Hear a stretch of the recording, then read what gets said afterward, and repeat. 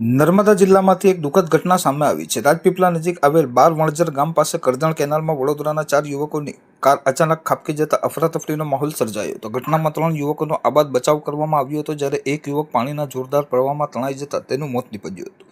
મળતી માહિતી મુજબ વડોદરાના 4 યુવકો ફરવા માટે નર્મદા જિલ્લામાં આવ્યા હતા અને વોટરફોલ ખાતે નાહવા જવા દરમિયાન તેમની કાર અચાનક કરજણ કેનાલમાં ખાબકી હતી। કાર કેનાલમાં પડતા યુવકો બચવા માટે બૂમાબૂમ કરવા લાગ્યા હતા। ઘટનાની જાણ થતાં સ્થાનિક એક બહાદુર યુવકે પોતાની જાનના જોખમે કેનાલમાં ઝંપલાવી 3 યુવકોને સુરક્ષિત બહાર કાઢ્યા હતા। જોકે એક યુવક પાણીના તીવ્ર પ્રવાહમાં લાપતા બન્યો હતો। બનાવની જાણ થતાં જ રાજપીપળા નગરપાલિકાની રેસ્ક્યુ ટીમ, સ્થાનિક તંત્ર અને બચાવ દળ તાત્કાલિક ઘટના સ્થળે પહોંચી ગયા હતા અને શોધખોળ શરૂ કરી હતી। કલાકોની જહેમત બાદ લાપતા યુવકનો મૃતદેહ ઘટના સ્થળથી અંદાજે 1 કિલોમીટર દૂર મળી આવ્યો હતો। આ કરુણ ઘટનાથી મૃતક પરિવારના પરિવારજનોમાં શોકની લાગણી વ્યાપી ગઈ છે। સમગ્ર વિસ્તારમાં પણ દુઃખનું મોજું ફરી વળ્યું છે। ઘટનાને પગલે પ્રવાસન સ્થળો અને કેનાલ કિનારાના વિસ્તારોમાં સલામતીના પ્રશ્નો ફરી એકવાર ચર્ચાનો વિષય બન્યા છે।